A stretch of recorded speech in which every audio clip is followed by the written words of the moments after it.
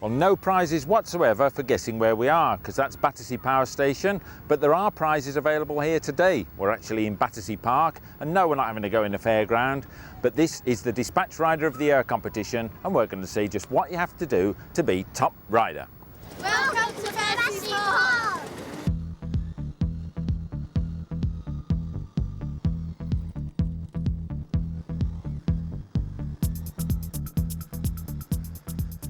Kevin, you're the guy who matters. You're responsible for everything going on today. Is that why you look worried? Unfortunately, yes. I've been given the task of putting this thing together. Yeah, but so far, you pleased with the turnout? I'm very pleased. It's a good response, good turnout from all the competitors, drivers involved. Yeah. Yeah, very pleased. It's gone smoothly.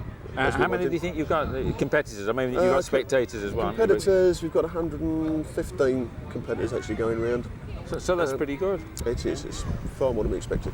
Now, the Dispatch Rider of the Year competition, I remember a few years ago it was running, but it's been off air for what, 8 years? Yeah, the last one was in 1990. It sort of died a death through lack of interest and whatever. And about a year ago we decided to let's resurrect it and have another go at it. So tell us, what's the actual idea behind it all? Is it a social thing or is it a serious message? It's a social event. It's a family get-together. You can see we've got the fairground here, we've got bouncy castles. It's for the families of the dispatch riders, the principals, everyone to mix, and they would just have a nice day out and enjoy themselves. And at the end of it, there's a star prize, isn't it? That Honda Duvel, that must be... which is courtesy of Honda. It's very kind of them to give us the bike as a prize. Yeah. And I think that's probably what's encouraged so many competitors to go for it. Plus, there's loads of other prizes, colour TVs, trips to Paris and things like that. So, there's well, no wonder you got a fair number out there. That's it. Yeah, it's worth entry.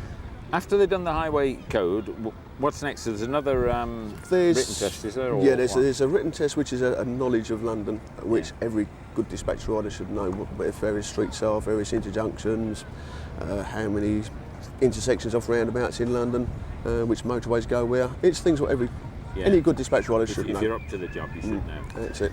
And then, practically, after they've done this written part, we can see over there they've got the old cones to wobble round, or perhaps not wobble round. Well, some of them are wobbling around there, but no, there's the obstacle course there. There's a seesaw they've got to go over a few pallets, and I think the fun event is shooting the CSM instructor. Yeah, but why do they want to shoot a poor instructor? For putting them through the obstacle course, because they designed it. They're getting their own back at the end of it. And so, after they've done that bit, that's all here at Battersea Park. And then the real crasher, perhaps, well, it certainly will be for me being a stranger to London, is actually going out there, and you've set them some sort of route, haven't you? It's like a sort of mini treasure hunt. They've got 7 points to go to. They live Battersea Park, and they've got 7 addresses to go to in an optimum time. We've set the time. It's within the speed limit, driving progressively. They have to answer the questions when they arrive at the destinations. We can set questions. They come back, they get points for every correct question, and then also they get points for if they hit the optimum point, the optimum time. That's a 10 out of 10. And then minutes either way, the points will be deducted for being too long or too quick. The quickest so far is 12 minutes, and the longest about 90.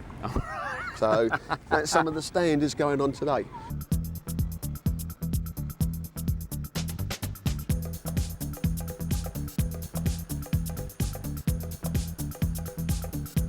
Unmistakable CX500 used to be the dispatch rider's bike, but still is for some people, like this guy, Pete Carter. Pete, tell us a little about this one, because it looks a little bit well-worn.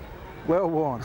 Well, it's been around. It's done 87,000 miles now, up and down the country. I picked it up off a fella in Maidstone, just by chance, tapped me on the shoulder one day. I was renting a company NTV at the time. Yeah. And there it was. I went down and see it after a couple of weeks in the dark, and out she came. Couldn't believe the condition, and here we are. What's this one been like? I mean, is it a reliable old tool?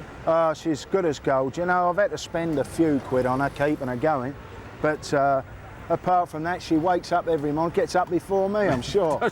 Yeah, good as gold. Lovely bike. You know, big old comfortable seat on her, and no problems at all.